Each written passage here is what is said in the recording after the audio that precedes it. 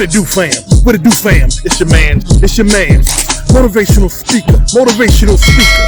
Len Wilson Jr. Len Wilson Jr.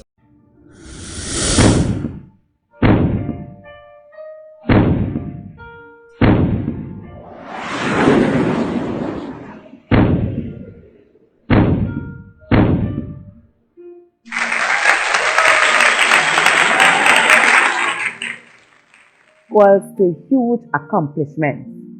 He is a motivator, aspiring keynote speaker, urban clothing, or some persons refer it to Christian apparel brand owner.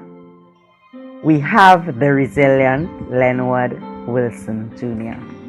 Tell us, what was your mindset that allowed you to be able to rise above motivator today for young persons who believe that they have no hope in situations? I grew up in not the best circumstances, low income housing, grew up in what people would call the ghetto, in a brownstone home, just a few blocks up from tenement projects.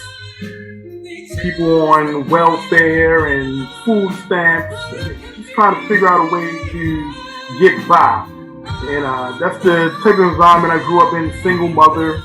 My mother and father separated when I was about 5, and so I grew up without my father. And just tried to navigate life the best way I could as a child. I grew up kind of fast because my mother, it was hard for her to make ends meet at times, so I had to step up and do certain things to put food on the table at a very young age. And that's the type of background I come from. So you grew up in Baltimore, a crime-ridden area infested by drugs and drug addicts and drug pushers, and yet you were able to rise above. You hear about so many persons being killed in so many different situations, whether it is by rival gangs or by police officers. So many who overdose on drugs, so many who end up in jail because of possession of drugs or committing murders. And you were able, even though you had to start at a very young age, being on the street and making sure your mother and yourself and your family was well taken care of, you was able to live above all these situations and not end up dead or in jail. Can you just give us an idea of what your mindset was, what kept you on the right track? I did not have a mentor at all. What kind of kept me on the right path is simply at a very young age, from elementary school, I saw murders. I saw people getting stabbed. I saw robberies. I saw drugs. All of this right in front of me from age 5 on up. And I saw close friends and family members die young and get locked up and put into the penitentiary at young ages and things of that nature. And I seen mothers cry and wail when a family member went to jail or died or lost a child. And I told myself that I would never intentionally put myself in a position whereas my mother would be crying over me getting locked up, me getting dangerously hurt, and me being dead on the street. And that's not to say that I was a good boy. I was far from a good boy. Most of my friends were some of the baddest people in the neighborhood, some of the baddest people in the school. I didn't particularly filter based on how good or bad people were. I filtered people through loyalty, people who had my back when my back was against the wall, when I was in situations and I didn't know what to do, and when I got in trouble and people tried to bother me and I needed backup to try to confront an altercation that was about to go down in school or on the streets. So I walked that fine line of danger and trying to be a positive minded kid at the same time. So there was no direct mentor. There was one family that helped me out a lot as far as structure, and that was the Alderman family. And the mother and father at the time of that family was basically my mother grew up under them, so they were like my grandmother's age, and they helped instill certain structure that my mother was still trying to learn herself. And so going over there, once a week or whatever have you, spending time with them and their nieces and nephews and stuff like that, helped build certain structure within me that I could say actually carried me through to this day. Like simple things like doing chores and being responsible for certain things. I learned that through the lineage of that family that my mother grew up with, and they still attached themselves to me as I grew up through elementary, middle school, and even to my early adult years. Both of the mother and father of that family, the elders of that family, they actually passed away when I was in my 20s. So, but they always were around to give me a good word and a good advice. So that was one positive element, but it wasn't a direct mentorship. Like they didn't exactly guide me, but they helped build a bit of positive structure in me.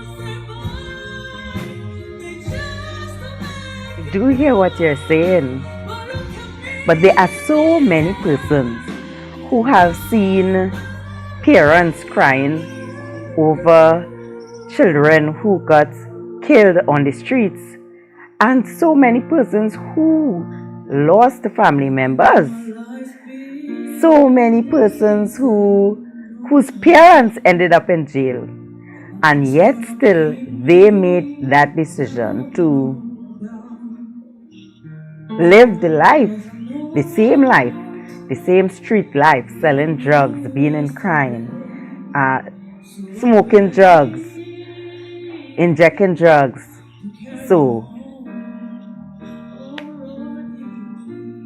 would you say that the influence of this family did play an important part in your decision to live a life above crime?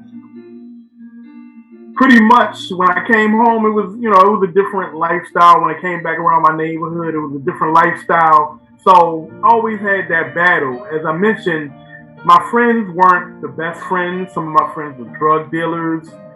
Some of them did things to hurt people at older years of my life and things of that nature. Some of them killed people, and some of them died. Some of them went to jail.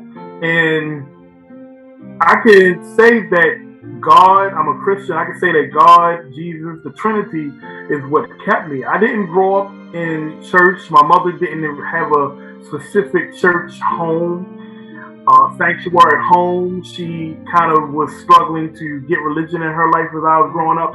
So what I did learn from the Christian churches, the Baptist churches that I went to, those small things, those small nuggets that I learned when things got rough in my life growing up, I took from them. Like, I remember one time when I was in about 6th or 7th grade, and our family was going through a real rough patch, and it was raining outside, and we was living in an apartment, and I sat out on the porch, and I just started singing to God. I didn't even know what to sing. I just started singing to God and asking Him for direction and asking Him for love, and it was just outside on the porch in the rain, crying and singing to God. And somehow, like, He pulled me out of situations. There were several situations whereas I could have just been hanging out with a close friend.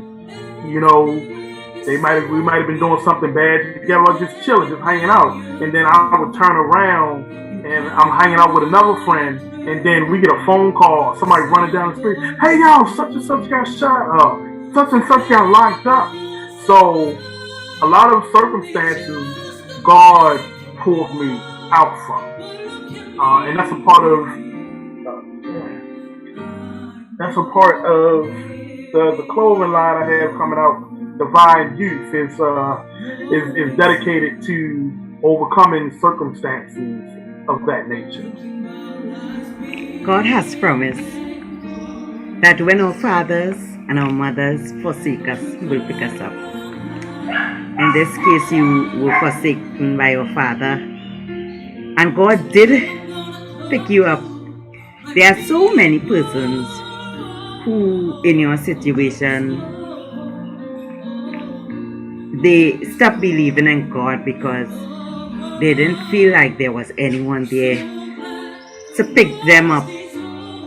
I know that God was a myth, but because your heart was open to God and to hearing Him leading you, He was able to guide you and to be that father figure that you desperately needed.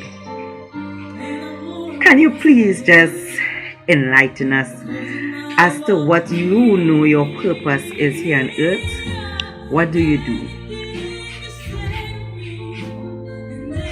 I'm glad you asked that, and I definitely have found my purpose. It was in me for quite a long time. I don't know if you know a lot of Dr. Miles Monroe, but for the past 3 years I've been listening to a lot of his stuff, and I've been listening to it even more deeply. I didn't even realize that he had passed away until a few months ago. These things with the internet and social media, you would think someone was still alive by the way they put certain information and post stuff up. But Dr. Miles Monroe is a very powerful person, and he talks a lot about leadership and finding your purpose and authenticity.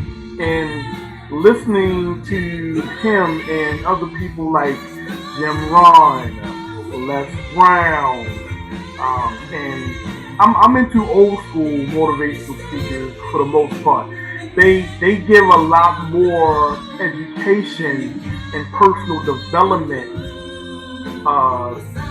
information as they're speaking, as they're talking. A lot of the new school speakers, they don't go into in depth. They just like yelling or just speaking randomly. I think the guy Trent Shelton, the ex-football player. I think that's his name. He's pretty deep. He's a growing motivational speaker. He speaks from the heart, and he speaks from real things that's close to what he deals with too. So people that really dig into personal development is what helped me grow in the past 5 years. And doing that, and increase my value in life. That my financial status has actually grown very fast in the past 5 years because I took the time to tap into who I really was. I took the time to grow into my purpose, and then a year ago, I found out what my purpose was when I actually asked God what did He have for me. And ever since then, I've been on a new path. And my purpose is, or one of my purposes is to heal whole families through my works. And this is connected to me from what God showed me. And motivational speaking is actually a platform. It's not the end game, but it's actually a platform for what God showed me, what He needs me to do and what He has for me. So through my motivational speaking, I can reach a wider audience and fund the organization that I want to put out there, and also set a platform for the organization that I am going to build. So this is so awesome, you being able to follow your or pursue your purpose in life. But I think one of the greatest joys in life, one of the most awesome thing that we can experience in this life is having a partner to share that experience with, that purpose with. Not just by our side, but someone who can buy into our purpose, someone whose purpose works along with our purpose. And I know while reading your bio, I saw that you make mention to having a partner and a strong relationship, someone that you have joined with, not just to pursue your purpose, but also to raise your daughter. And right from the beginning, Adam was placed in the garden, and he was given purpose. And then God looked at him and God said, something's missing. It's not good for him to be alone, and He gave him a helpmeet. And you have found that helpmeet. What role did she play in you pursuing your purpose? And how is she influencing you fulfilling that purpose? Faith. So I balance her out with the faith, and then she balances me out with a lot of practical things of that nature. So we have a very strong spiritual connection as well. We vibe off of each other. We're actually the same sign. We're both Aries. It's very rare that people of the same sign really connect with each other on an intimate level, but we did. And we love it. We love the interjection. We love the passion. But at the end of the day, both of us want something out of life, and both of us want to grow together. Some people just want to grow, but they're not growing with their partner. They're not growing with their significant other. We are trying to grow together. We are growing together. And I think that's a big piece of the puzzle.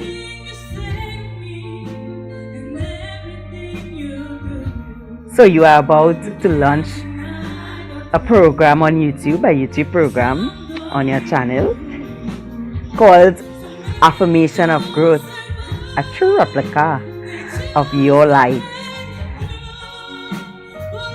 Is your partner going to be part of that program? Is she going to be live with you? As far as my YouTube and motivational speaking is concerned, she's not has nothing directly involvement with it. In the future, as I am going to put together an organization, she's going to build one too. And I know those organizations will connect. Hers is going to be reaching out to young ladies and teaching them how to bring their light into the world, basically, and show them their beauty from within. So as far as behind the scenes, me and my fiance will definitely be doing a lot of things, but she's not in the spotlight type of person. And truthfully, I'm not really in the spotlight type of person, but God told me to put myself out there, so I'll put myself out there.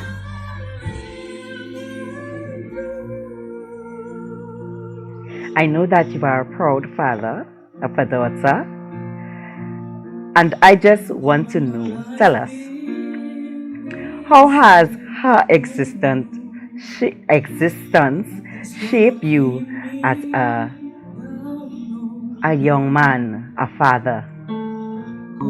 It's great being a parent to my daughter. It's not my daughter by birth, but I claim her. I love her, and she helps me to push myself because there are certain things that I want my family to have, and every family has different issues. Every family has different struggles, and every family has certain barriers that life has put up on. Some of them are genetic, some are otherwise, and I don't want my child left behind. I don't want my family left behind. I want when my mother, whenever she does pass, I want her to be happy that her son is doing something. I want my daughter to be able to recognize what hard work looks like and to do positive behavior, and so she could grow to be the beautiful young lady that I see, even if she doesn't see it. And she in her circumstances, and because she's older, she's a teenager, and her struggles helped me to push harder, so I could show her what positiveness and good work ethic does, so she can see a good guideline, a good path, a good baseline for something to shoot for in her future life. And also, it just pushes me to work that much harder. So certain things that she needs to overcome, it will help her overcome them easier. This is so true.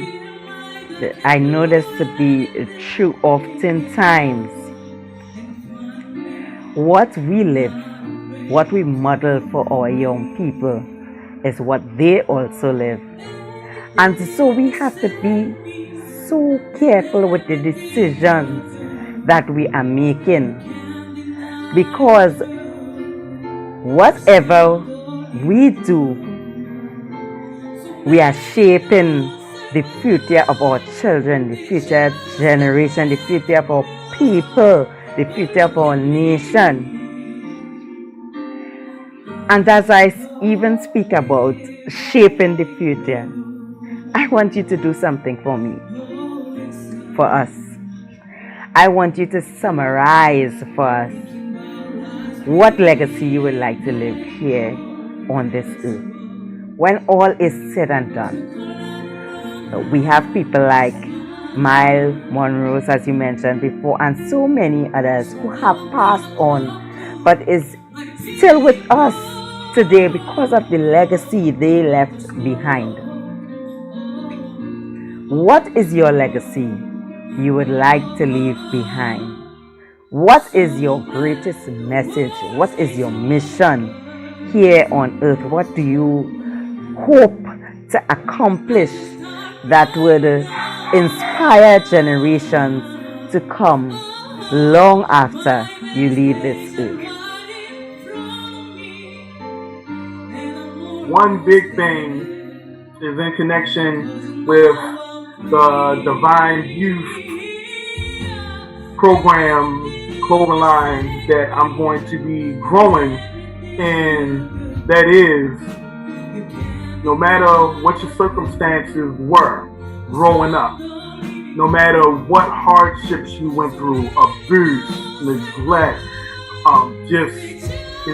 killings, murders, isolation, homelessness, whatever the case is, that if you're still living, you're still breathing, you want to do something every day when you wake up. You have an urge to push yourself. You're a divine youth. It don't matter how old you are. Colonel Sanders, Kentucky Fried Chicken, is now worldwide. He was geriatric. He was in his 60s when he finally made his big break in life. And you have young entrepreneurs out here doing the same thing. You have a young black lady, black girl here in America who has her own book company, and she creates books for children her age, and she's become a world famous for what she's done at a young age already. So it doesn't matter your age, your circumstance, where you're from. You got something within you. You have a spark that is ready to be lit, that can actually become an engulfing flame and create out of your passion that you have to show to the world. Everyone has a gift inside them. If Dr. Miles Monroe speaks from the Bible, he speaks that he talks from in Genesis. I forget the verse, but God planted the seed of everything within itself.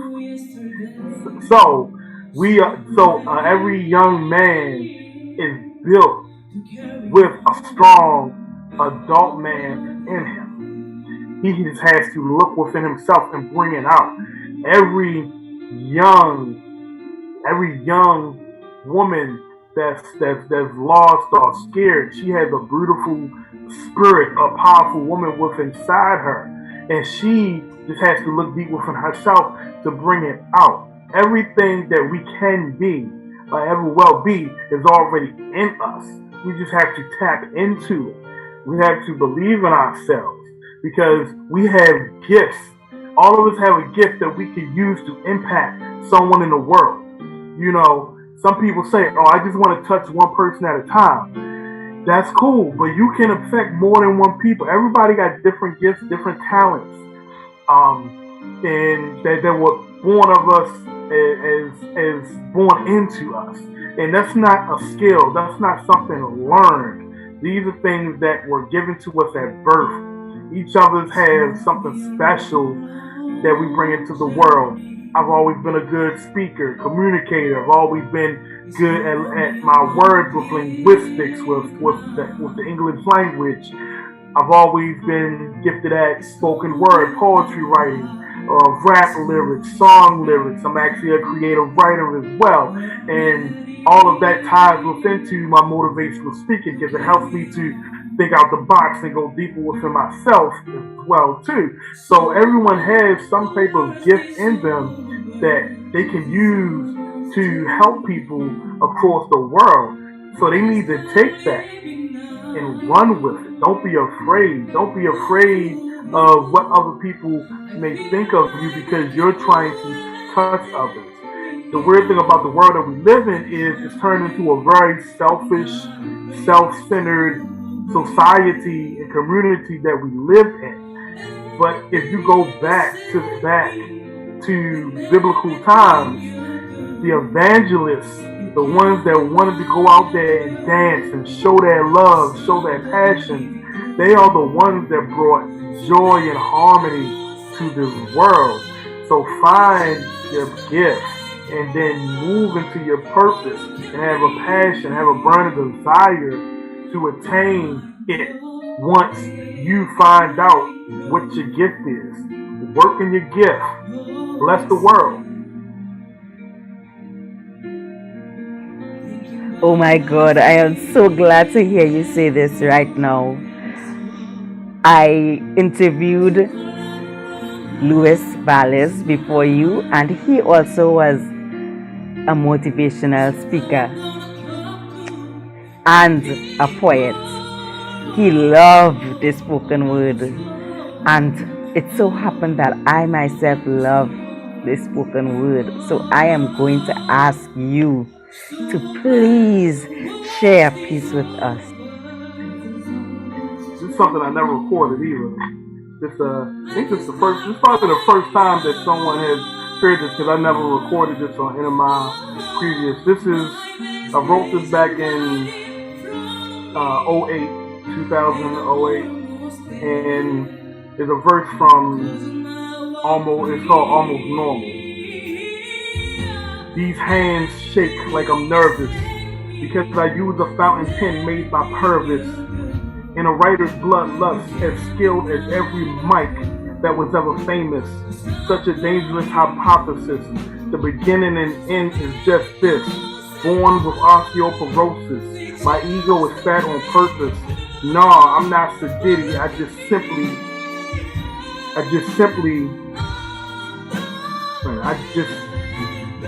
just know simply most can't get up with the epitome of MC. These rappers are crossover. More crossover than EPMDs to crossover. Y'all some pretty stars, but I shine nova. I would say super, but I leave that to men.